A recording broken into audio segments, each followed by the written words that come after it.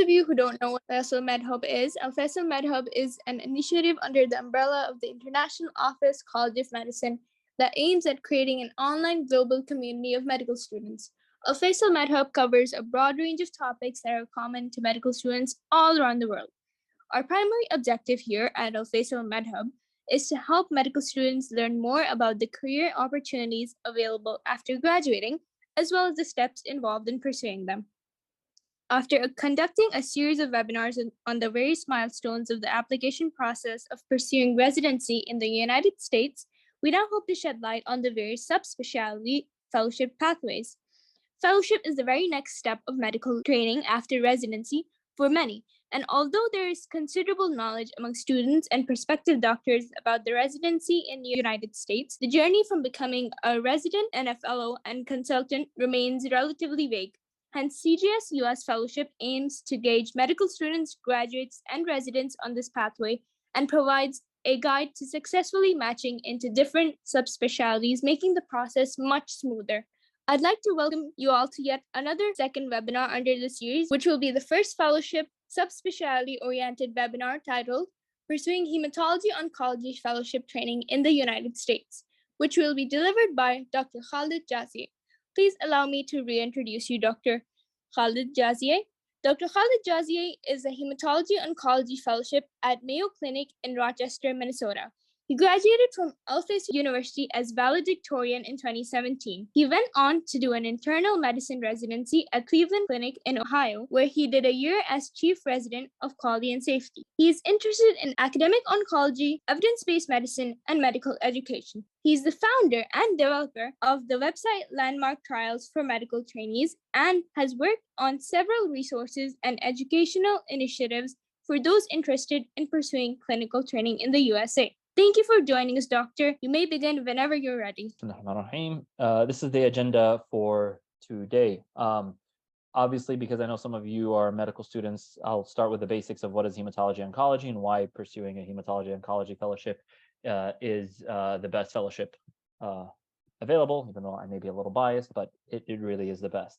And what are career options that are available after a HEMONC fellowship and how to maximize your chances of matching, what to look for in a fellowship program, and I'll touch base briefly about advanced fellowships in hematology and oncology.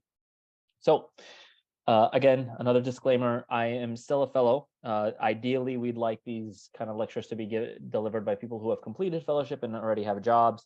But Alfaisal is still a young university, and I don't think we have anybody who's graduated hematology oncology fellowship yet.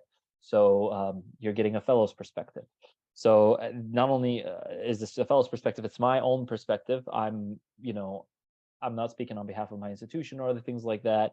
Obviously, other people may have other experiences and may have other opinions. It's always good to get a wide range of opinions and kind of pick what suits you best.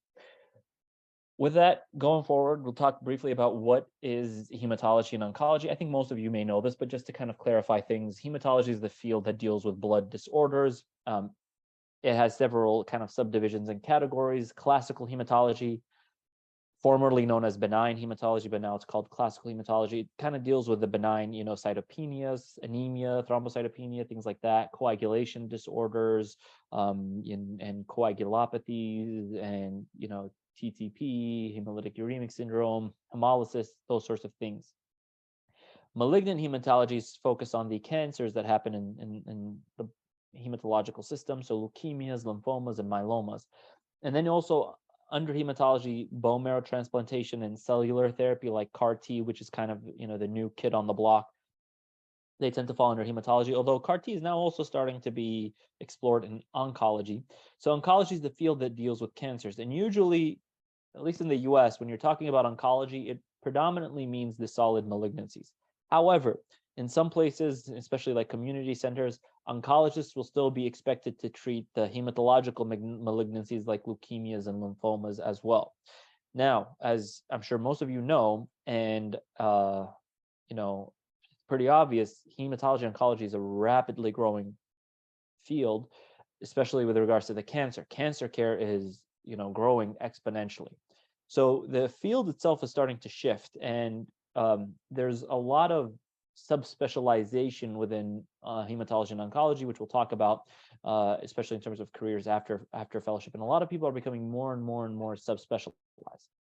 So, why is hematology oncology the best fellowship you can pursue? First of all, the continuity of care and the patient-physician relationship. I think this is personally the reason why I picked hematology oncology. It's got, excellent, amazing continuity of care and really very strong foundations for patient-physician relationships. Many of the cancer patients are getting chemo regularly, every 2 weeks, every 3 weeks, every 4 weeks. And they don't necessarily see the oncologist every time they come in. Sometimes they see the oncologist, sometimes they see the nurse practitioner or the physician assistant, but it's not unusual for a cancer patient getting treatment to see their oncologist, 6-7 times a year. I can't think of any other specialty right now off the top of my head where that happens that frequently. Even a primary care physician who may know a patient for decades will probably see them, 1-2 times a year. When a patient, develops cancer and they start needing cancer care, really the oncologist kind of takes over much of their care, and the patient, wants the oncologist to know of everything, runs everything by the oncologist, and will see the oncologist very, very closely for a long time usually. And alhamdulillah, cancer care is getting better to the point that a lot of these patients will be on treatment for years. If they get cured, they'll still be followed up for a few years after they're cured with the oncologist to make sure that the cancer hasn't come back. I mean, I've seen oncologists who followed patients for more than 10 years. They know their kids, they know their grandkids, they know when their kids got married, they've seen their kids grow up. It's really amazing. And I think this is the thing that drew me the most to oncology. These are high stakes situations, especially when we're dealing with cancer. And the patient, it's a very serious thing that you're helping these patients go through, and they need a lot of support. They need all the support they can get, and it's very rewarding to be there and be able to provide that support. A lot of people think that hematology oncology can be a very depressing field. I think a lot of our experiences are shaped by the inpatient side of things when we're medical students, and even as residents, most of us get exposure to hemonc as inpatient care. Most of hematology oncology is actually outpatient. And most people in clinic are actually doing a lot better than the ones who need to be admitted in the hospital. So my experience, my first time going into the oncology clinic, I was actually surprised by how well most patients were doing. And even if a patient progresses on one line of treatment, there's usually a second line, a third line. We often have other options we can treat patients with. So it's very rarely are we having that end of life conversation with patients in clinic, although it does happen, and it's an important part of the care. Sometimes these patients will be acutely ill, especially for patients like leukemia or lymphoma, or patients who are getting chemotherapy. So sometimes you have a little more action kind of going on, and these patients need to be hospitalized and they need to be taken care of inpatient. Like I said, it's a predominantly outpatient specialty, if that's something you're interested in. Some people may like more inpatient. Again, you can maybe negotiate spending more time inpatient if your facility has inpatient oncologists working, inpatient. But or hematologist inpatient. Sometimes they're run by hospitalists, but this is a predominantly outpatient specialty. Obviously, very rapidly evolving science, interesting developments. Like I said, CAR T is like a new toy now that over the past few years has been developed and people have been playing with. I'm sure there are more things that we'll be able to play with coming down the line. Wide array of career opportunities, and of course, there's a high demand in the U.S. And we'll talk a little bit about what career options look like after fellowship. Again, I think, this care can be extremely satisfying. Unfortunately, for most patients, let me take a step back. Fortunately, you'll get a lot of patients who actually have curable disease, and cancer is actually one of the few diseases you can cure. It's very hard to cure, so practically, almost not impossible. It's very hard to cure IBD unless you take out the colon of someone who's got ulcerative colitis, for example. You can't cure hypertension. You can't cure diabetes. You can't cure, CKD or end-stage renal disease. You can actually cure many cancer patients, and you follow them for a few years to make sure the cancer doesn't come back, and then you say goodbye, you've graduated from cancer clinic. Even patients who are metastatic, you can often give them, great cure or great treatment options that can really improve their quality of care and really cause significant regression of cancer. So I don't know, this is a picture I found online, but I've seen many patients like this, some form of metastatic cancer. You treat them, and then literally maybe in 3 months, 6 months, 9 months, you scan them again, you do another PET scan, and all of these spots have disappeared, and the patients will, feel the difference, and they'll come in looking like a totally new person. And you can get this response for sometimes months or even years, even in the metastatic setting when you can't cure them. And this is extremely, extremely rewarding. Obviously, there are going to be situations where the cancer becomes resistant and you try something else. And there are situations where really we don't have any more options. And we have to be there for the patient and hold their hand as they're kind of approaching the end of their life, and they're facing death. And again, it can be, there can be a lot of sad moments in it, but I still consider it kind of a privilege and an important responsibility to be with them in those moments as well. Again, incredible research. I mean, this is actually a paper published from 2012. I'm not going to go into too many details, but just to show you, this is for CML, chronic myeloid leukemia. This is how, in 1975, this is how they survived from 100%. Within 8 years, you're down to like less than 10% of people would make it to 8 years. After the development of imatinib, their 8-year survival went from 6% to 87%, and this was in 2001 to 2012 was when this paper was published.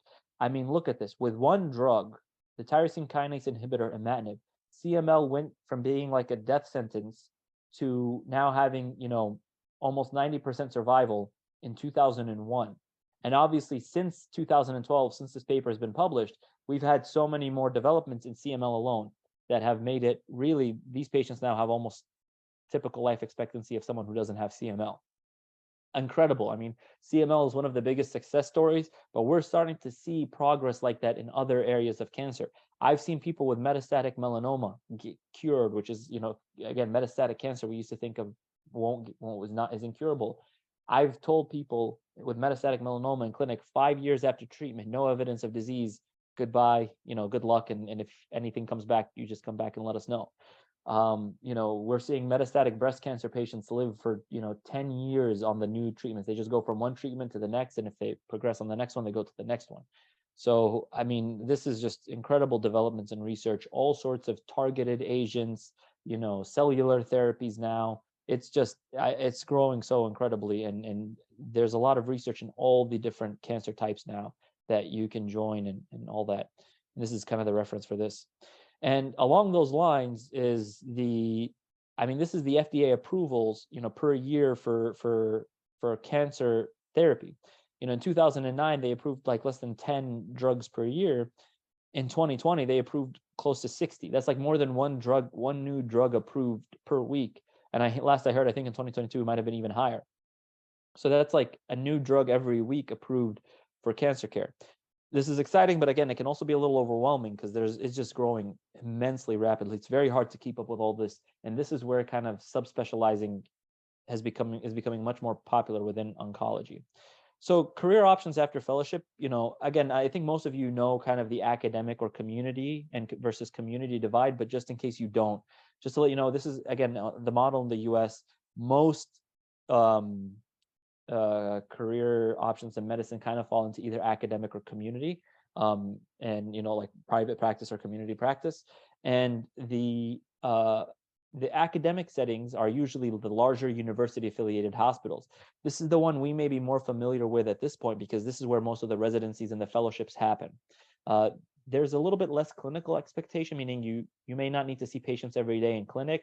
You may have maybe 2 days of clinic, for example, but you get more time for research and administrative work and teaching work. More specialized. So again, most oncologists in academic settings will be specialized to one disease group. So for example, lung cancer or breast cancer or GI cancers or genitourinary cancers. They'll focus on one group. If they're hematologists, they'll focus on leukemia, for example, or they'll focus on lymphoma. They're becoming more and more specialized just because each disease is becoming more and more complex and more nuanced to care for. These places tend to be research rich. Most of you may know, but oncology isn't just chemotherapy or targeted therapy. There's often radiation, there's surgery, and these big centers have these resources, have the surgeons and have the radiation oncologists who can treat these patients in a multidisciplinary fashion. One thing to keep in mind is most academic centers, they They don't have much negotiation space in terms of salaries and things like that. Again, there's always some room to negotiate usually, but usually like things like salary and stuff like that are fixed. And it's kind of well known that academic places, because there's less clinical expectations, you're seeing fewer patients, you tend to get a lower salary as a result. Community practice, again, we are less familiar with it as trainees, but actually probably most physicians will fall under community. There's more community clinics and private clinics out there than there are, academic hospitals. So probably most people and most hematology oncologists end up working in the community practice. And these tend to be smaller, kind of independent clinics, predominantly clinical work. So, you may be expected to see patients, 4 days out of 5, or even, 4.5 days out of 5 days a week. And, they often tend to see more patients per, clinic day than the academic practice. Again, these are generalizations. There are exceptions. Some academic places may put higher clinical demand on their physicians. Some community practices are now actually starting to have clinical trials. Why? Because a lot of times in oncology, in cancer care, the clinical trial is often the best next step in treating these patients, especially if we run out of standard options. The clinical trial actually becomes the way you treat them for the next line. And a lot of community, especially the big, large community practices that have multiple centers, they've started to pick up on this. And rather than sending people to the academic centers for the clinical trials, they've started to have clinical trials in their practices. So I've seen community oncologists now start to enroll people in clinical trials and be involved in clinical trials. These places in general have tended to be more generalized. So the hematologist or the oncologist will see pretty much across the spectrum: GI, lung, liver, breast, genitourinary. Sometimes even the oncologist will also see the hematological malignancies like leukemia. So they'll pretty much expect them to see everything, sometimes even benign, like the classic hematology stuff. Again, this is starting to change, and we're starting to see community practice take people who are like, 80% of your time is going to be breast cancer, and the rest you'll see other cancer types. We want someone who's focused on lung cancer to kind of see these lung cancer patients. We want hematologists that are focused on leukemia and lymphoma, because the other people are feeling less and less comfortable as leukemia and lymphoma are becoming more complex to treat. We want people who are focused on that. So again, things are shifting, and a lot of it's going to depend on where you're looking for jobs. The resources, having radiation oncologists and surgeons available really depends on the facility. Smaller facilities may not have their own radiation oncologists and surgeons, but they may partner with other clinics or facilities that do have them. Larger centers, even if they're community centers, they may have them all kind of working together in the same place. One thing to know about the community is that the contracts tend to be more negotiable, and the contracts are very important to negotiate before you actually start the job. And we actually had a very nice career retreat in our fellowship where they talked to us about these options. And that's one of the things I'd recommend looking for when you look for fellowship, is how do they prep fellows for the jobs, after fellowship. And again, there are other options. For example, there's the industry, there's the government, there are government roles, working with the FDA and things like that. These are smaller options, less available to most people. Usually they actually tend to take people who've already had some time in an academic center first, and then they want to kind of branch out. But that's kind of a brief introduction to this. And by the way, I know I'm focusing on oncology, but a lot of this may translate over to other places as well, other specialties as well. So how to match in hemonc, again, a lot of this is going to depend on or is relevant to what we discussed earlier, which is the general kind of advice for fellowship. So again, I'd advise you to kind of go through what we discussed there in the prior talk. But specific things, for hemonc, obviously, again, like I said, be an excellent resident. It's the most important thing. You want to get mentors in oncology. I would say I had maybe 2 research mentors and 1 clinical mentor, and just a kind of career mentor in oncology when I was a resident. And so I worked on research with 2 different mentors. And again, that speaking of that, doing research and publishing and presenting your work is going to be important to kind of dedicate to first of all acquire skills and experience with research, but also to kind of demonstrate in your CV and in your resume that you are committed to doing research, you are committed to this field. And again, increasing exposure to the specialty, as a resident, obviously you want to get a broad exposure. You want to be a good internist in general if you're doing internal medicine, but you also want to try to get more time, use your elective times to do, some hematology rotations, do some oncology rotations, get exposed to more mentors. You never know, someone I didn't expect to do research with, I worked with them a couple of days, and all of a sudden he started offering me research papers because, he liked how we were working together. So he's like, you know what, I want to mentor you for research. Here, take this paper. Let's write it up. So I hadn't planned on asking him. I hadn't considered it. Just by working with him, I got that opportunity that opened up. So kind of put yourself in that position to meet more people and learn more about the specialty, and maybe even get more mentorship and research opportunities.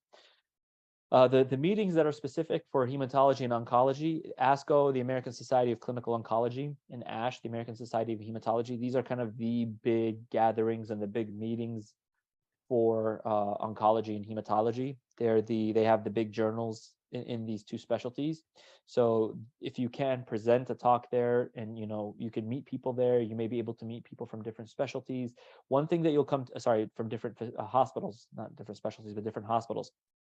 One of the things you'll notice in the US, even though the US is huge, is once you start getting to the specialties and the subspecialties, it becomes a small world and people will know each other very well. When I was interviewing for fellowship, a lot of people knew the people who wrote my letters of recommendation personally.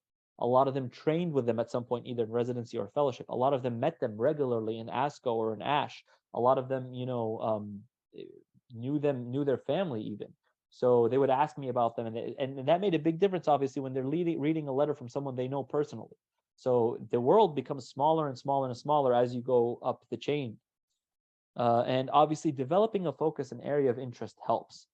And what do I mean by that? So if you kind of early on recognize that you're very interested, for example, in lung cancer and the new developments in lung cancer and the immunotherapy and the targeted therapy that's happening in lung cancer, and you find a very good lung cancer mentor, for example, in your residency in your hospital, and you work with that person, and you get a publication out or two, you can kind of use that when you're applying for fellowship to say, you know what, I'm interested in lung cancer clinically. I'm interested in, for example, immunotherapy. When it comes to research, I really am fascinated by this new method of therapy that we've been using for the past decade or so. I want to better understand how to predict people who will respond.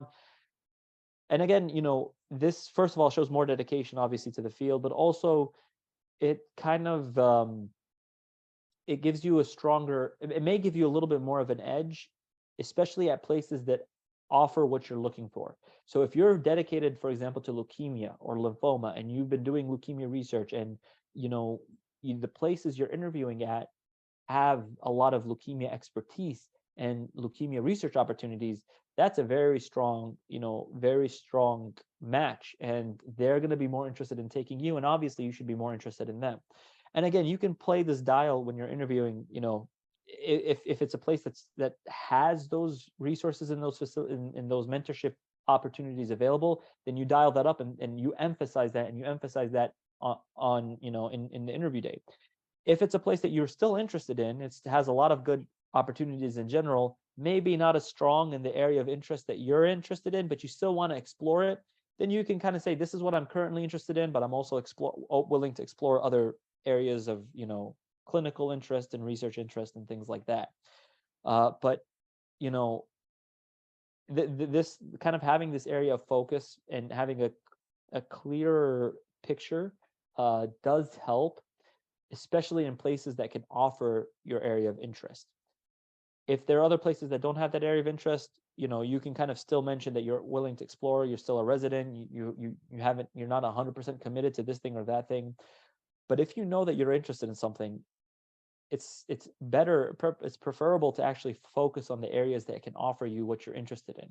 And again, this will help kind of, you can start building your career even from residency. Actually, there are people who from residency, I have a friend, for example, who was very interested in genomics and genetics in cancer. And even before residency, that's what they were doing.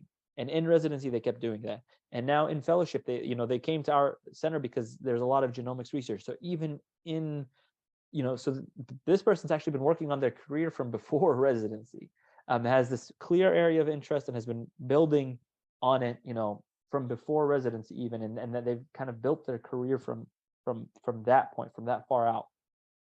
I personally didn't have that area of interest. I had some interest in like immunotherapy and targeted therapy, and I done research on that. So that's what I mentioned specifically in terms of interest. But I was honest and I said, I don't have a specific, GI cancer or lung cancer interest or breast cancer interest, and I want to explore more in fellowship. And that was okay.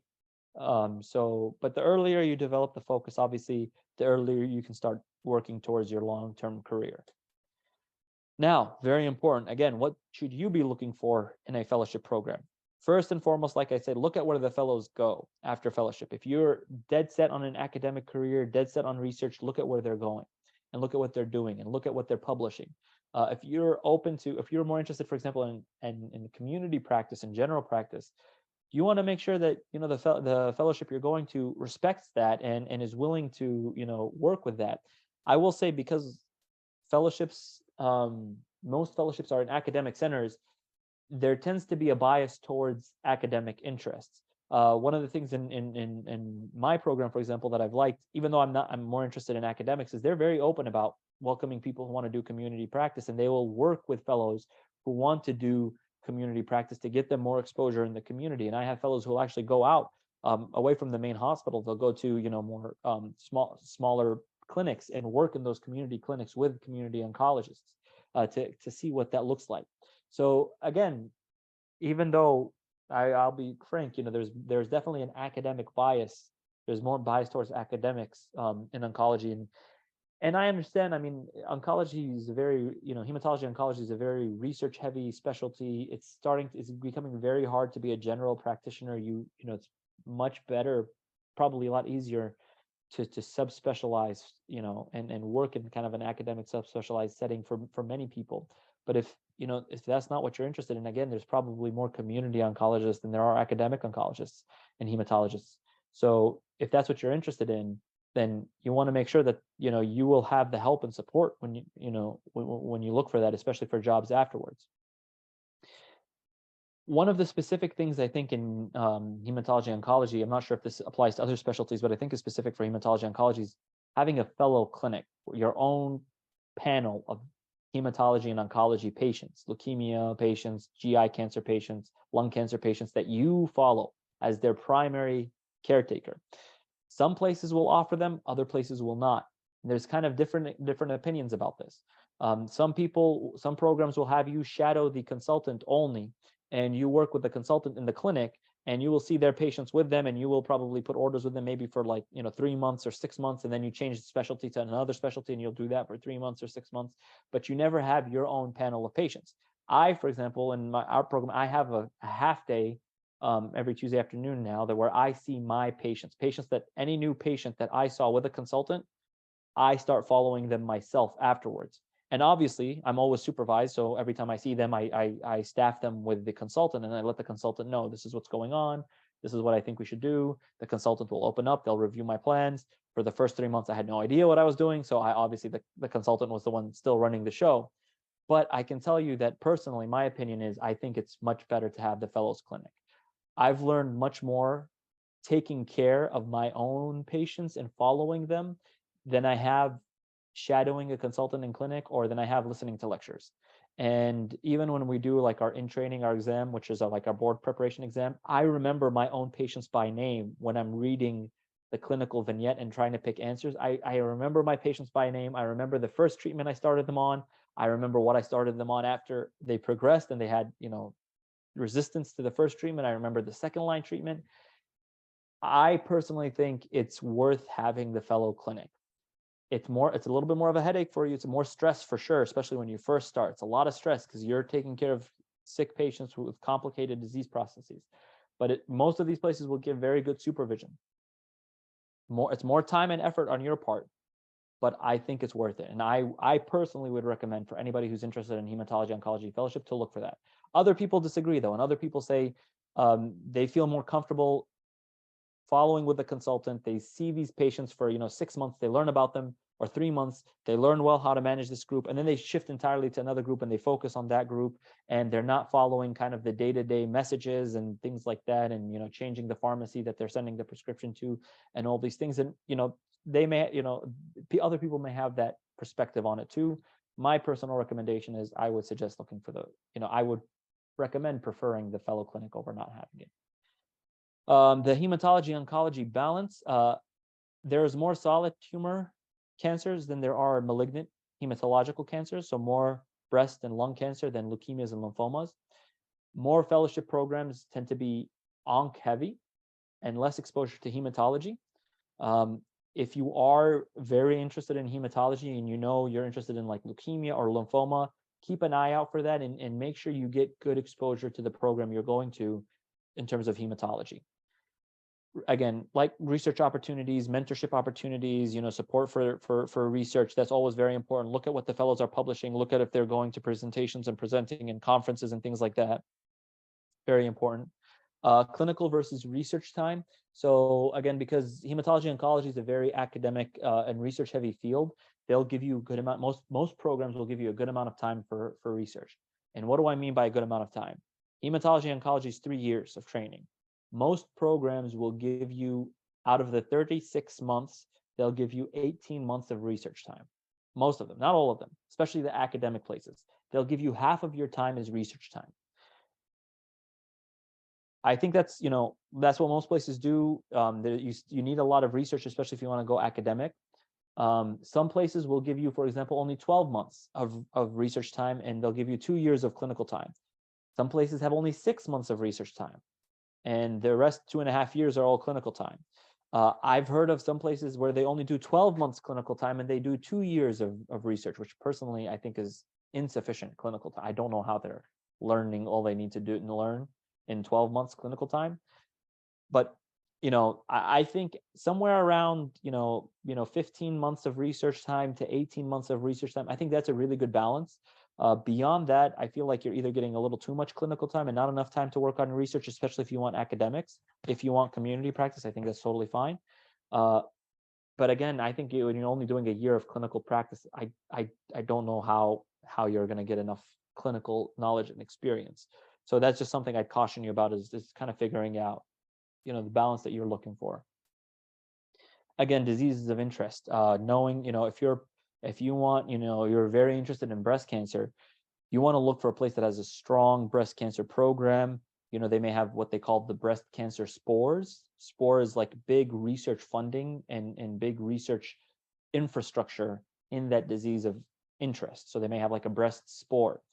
If you're interested in breast cancer, look for places that have a breast spore, for example. If you're interested in lung cancer, look for places that have a lung cancer spore, funding and infrastructure. Look for places that have strong mentorship in lymphoma, if that's what you're interested in. And then advanced fellowship opportunities. And actually, let's talk about advanced fellowships. And I think this might be the last thing I'll talk about. So advanced fellowship is usually like a year. An advanced fellowship is usually a year after the fellowship, after the 3 years. For hematology, if you want to be a subspecialized hematologist in an advanced, in a specialized center, one of the bigger academic centers, more and more of them are now expecting that you do an advanced fellowship in the disease that you are interested in. So if you want to be a leukemia hematologist, for example, you'll do a year, an advanced fellowship focused on leukemia, or you'll do an advanced fellowship focused on bone marrow transplant, if that's what you want to do. Some people will actually do 2 years. They'll do a year of leukemia, then they'll do a year of bone marrow transplant. So again, depending on where you are and where you want to go, more and more places now for hematology, they're expecting this. You may kind of feel around for jobs and see what the market's looking like. And if the places you're really interested in are saying, we really expect you to do an advanced fellowship if you want a job here, then it's probably something you're going to have to pursue for these, subspecialized areas in hematology. Again, this will be an extra year where you're working as a fellow. You're going to be paid as a fellow. So it's not, the consultant pay. So just kind of something to keep in mind. For oncology, it's a lot less expected. I think the people who tend to do it are more interested in like research. So the people I've seen doing it are usually people who are focused on like, lung cancer research or phase 1 clinical trials or things like that. And they do it probably to get a little more experience and kind of boost their resume if they're interested in a very specific area within oncology and they want to go to a very specialized academic center. But again, not as expected. I've only come across maybe a couple people who've done that. Much more common in the hematology world, though. And I think that's kind of it for my introduction to this. Like I said, this was mostly an introduction. Obviously, talking to other fellows, talking to people who've done hematology oncology fellowship and are working as staff or consultant, will offer you probably a lot more insight and other kind of useful tips and beneficial tips. But I just wanted this to be kind of a quick introduction to hematology and oncology as a specialty and fellowship. And I'm happy to take any questions. Thank you all for staying on the call this long. And that's my personal email right there if anybody has questions they'd like to reach out to me directly. Yeah, hi, Assalamualaikum, Doctor. Nice to see you again. Yeah, Thank you so thank much you. for the Salam. informative talk. Yeah. Doctor, so I've got a question. So I'm not sure if this might be my misinterpretation after reading the NRMP statistics, but what I sort of deduced from reading the PDF of that document, okay, is that hematology oncology is like one fellowship that you can apply to, or you could apply to only hematology fellowship or only oncology fellowship. So you have like three options, right? But then the two, like hematology and oncology alone, are much more competitive compared to like hemonc together, right? That's what I've sort of understood from that document. Yeah. So let's say you've decided sort of early on that you're more into malignancy, like hematological malignancy, so leukemia, lymphoma, myeloma, but then your chances of matching into hematology are much less compared to if you applied for hemonc.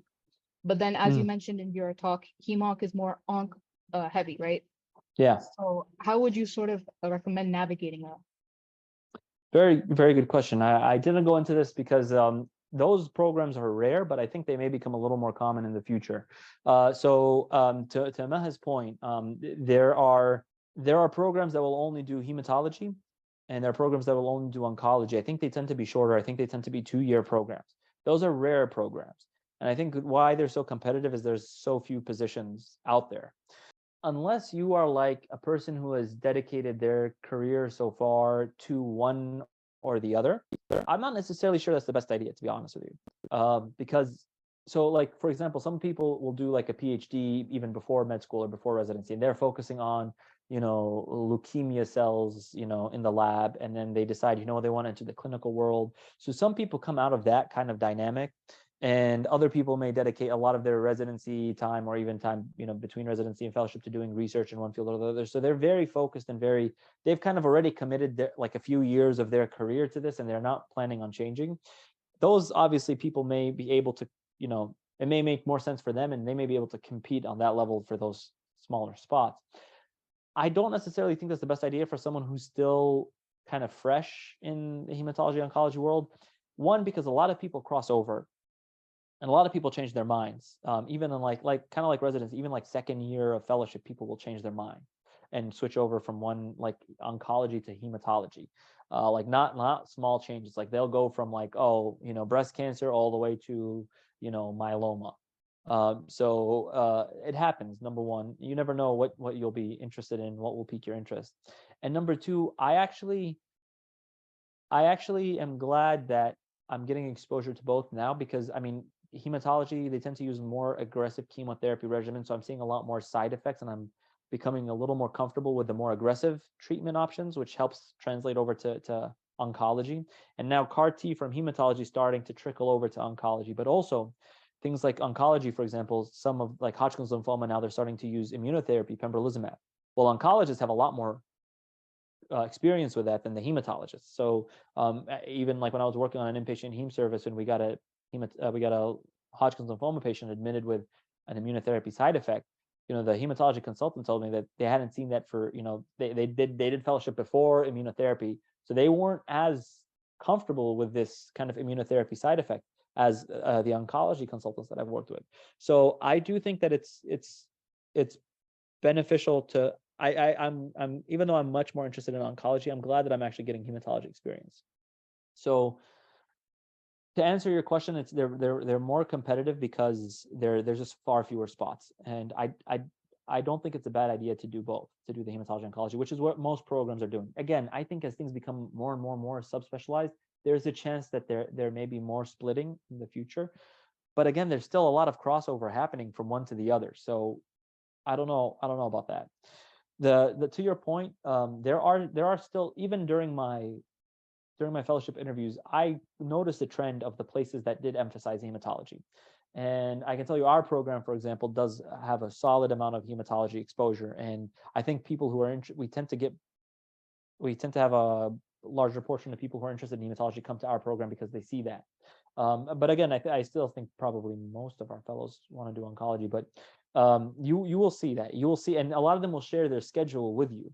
So you will see how much emphasis is placed on hematology, and you can kind of tell which one, if hematology is, given enough time for you to get good training or not. And then again, hematology is just getting so advanced that if you are very interested in it, it's not a bad idea if you know what disease group to actually do an advanced fellowship in it. Because not only are most places expecting it, but even more and more fellows are feeling less confident in just going straight out of fellowship into manage and doing bone marrow transplants. So that extra year does help. And then I see a question from Ali. Jazakallah khair for talk. Yeah. How do you suggest we put ourselves out to present our poster and oral presentation? So obviously you want to do a good job with presenting your presentation. So his question is, how do you suggest we put ourselves out there when we do go for conferences to present our poster and oral presentation? So you want to do a good job with the presentation. Make sure your research is solid. Make sure your poster is looking good, is visually appealing. Make sure that you can present it well to those people who may come and ask. The people of interest will be, the people who will be interested will be people in that disease group. So obviously, if you're doing GI, then you might see more and more GI folks. And then while you're talking to people and people will come ask you questions, you tell them, I'm interested in this, in fellowship, and I'm interested in your kind of program. If you meet people who are coming from, these, hospitals. So and then the other thing is, some mentors, especially if you're going, you and your mentor are going at the same time, you can always ask your mentor and say, hey, I'd love to kind of, if you know anybody who's got any role in fellowship programs or something like that, I'd love to kind of take this opportunity to meet them and kind of introduce myself to them and let them know that I'd be interested. So that's something that people have done. It's actually a little interesting. We're just starting to go back to in-person conferences. So in my residency, when I was presenting, I did all mine virtually. I didn't actually go in person. So I did not get an opportunity to do this, but I've heard from other people before that oftentimes they'd actually, like, their mentor would literally walk them around and like introduce them to people. I'm so sorry for the another question, Doctor. No worries. Like, regarding your point about mentors, like, in order to establish sort of more than one mentor, would you recommend mass emailing, like hematologists and oncologists, during this period before, for example, before starting residency? Would you recommend doing it during the first year, by the end of the first year? Like, is there any specific time? That's a good question. I would recommend, when you first start intern year, when you first start residency, I'd recommend getting the lay of the land and just figuring out how to use the electronic medical record and take care of patients for the first kind of 2-3 months. Focus on, again, mastering, you wouldn't master, focus on learning the basics and the fundamentals and taking good patient care. You're probably going to be overwhelmed anyway for the first 2 to 3 months. But in the meantime, you just start asking questions, ask the senior residents, ask the chief residents. If you work with fellows or meet fellows, ask fellows, and get a list of a couple people who would be really good mentors in the areas of interest. And then maybe, after 2 or 3 months, once you're starting to feel like, okay, I know how to order laxatives without screwing up the patient's, prescriptions, then you can probably start emailing people kind of in order, maybe 1 or 2 at a time.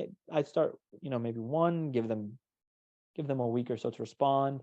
I mass emails, you just run the risk of getting too many requests to meet and a lot of offers thrown your way, and you're not able to commit to all of them or meet with all of them and all that stuff.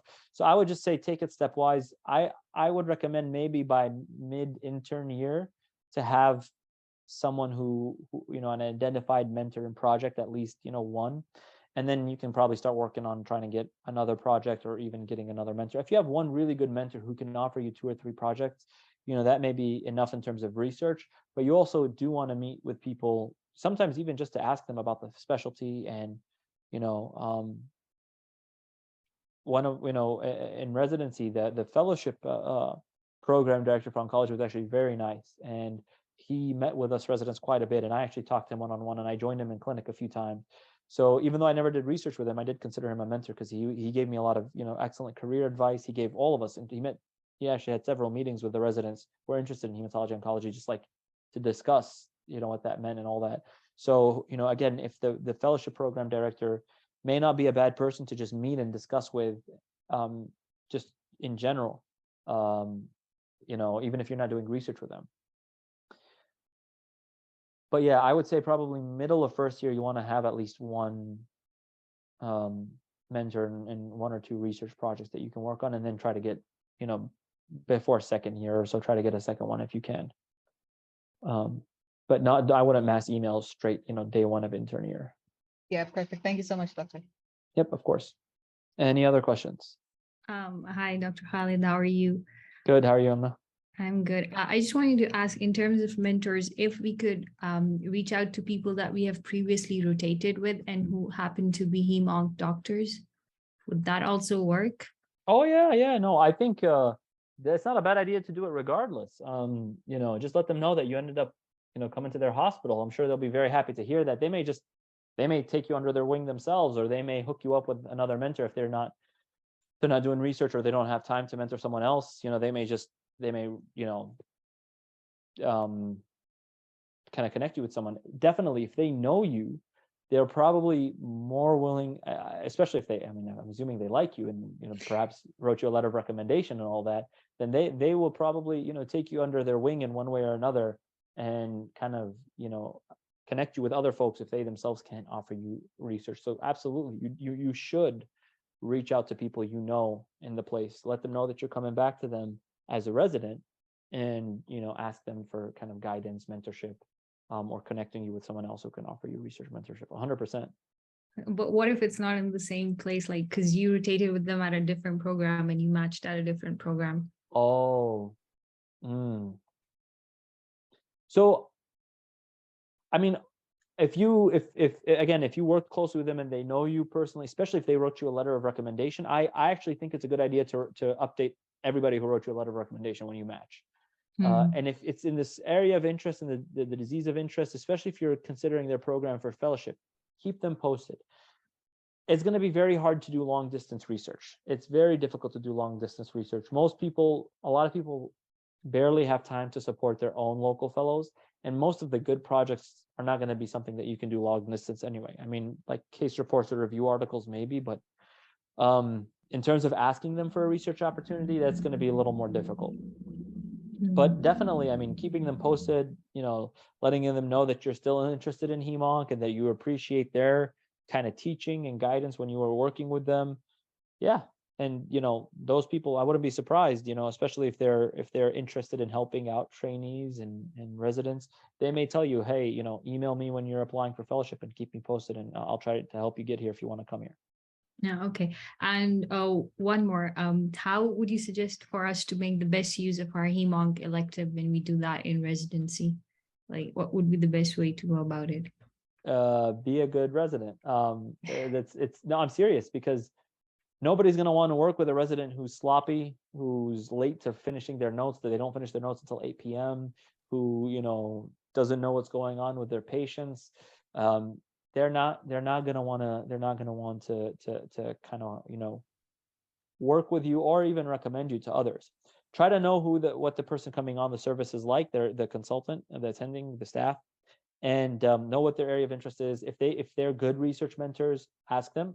If they're not, research mentor, or they're already mentoring too many other people, ask them if they know anybody they would recommend that you work with, and if they can kind of connect you with them. And make it clear to them, make it clear that you are interested in hematology oncology. And for research, asking someone to be a research mentor, you just go up front and go like, hi, I would like you to be my research mentor. Yeah, I would send out emails. I'll say, hey, it's nice to meet you. I'm a resident here. I'm interested in hematology. Usually it was through emails. I'm interested in, hematology oncology. I've done a little bit of research in medical school, attached with my CV. I've heard from multiple people that you would make a great research mentor. And I just wanted to know if you, have the availability and the bandwidth to mentor me. And if at that point I didn't have any really area of interest, so I just kept it vague like that. And then most of them would be like, yeah, let's meet and let's talk about it.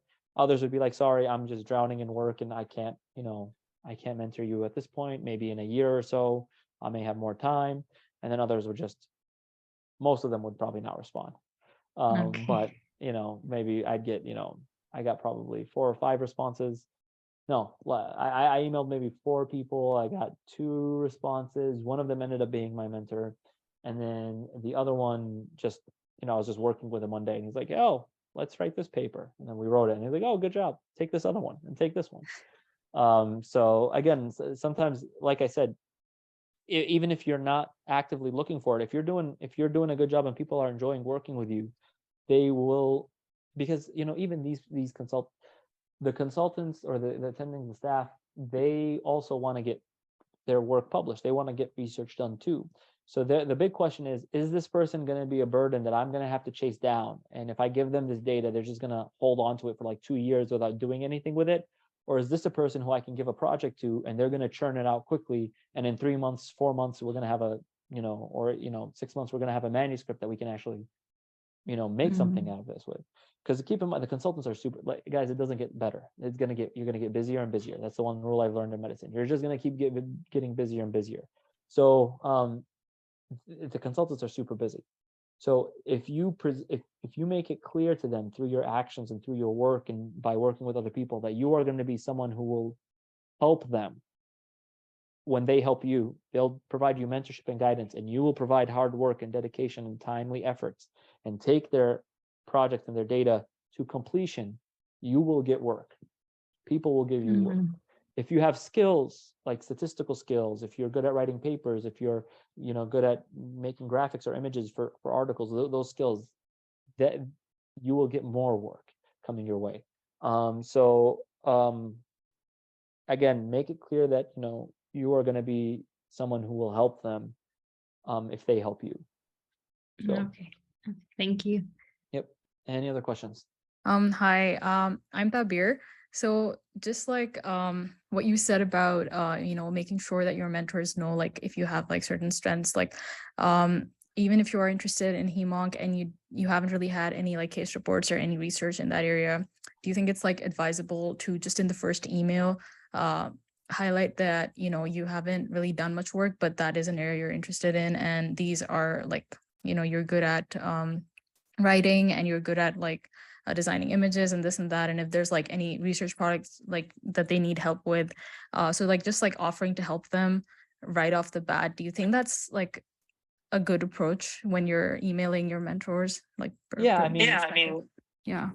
So just to be sorry, I think there's a bit of an echo. Thank you. So again,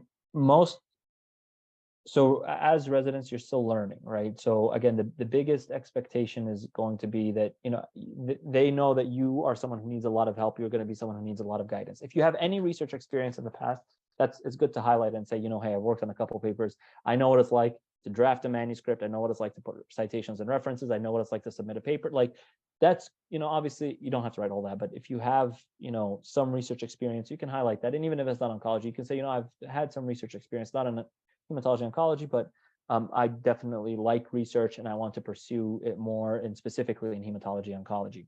You don't have to go into a whole spiel about your skills, and there's not a job interview or anything like that.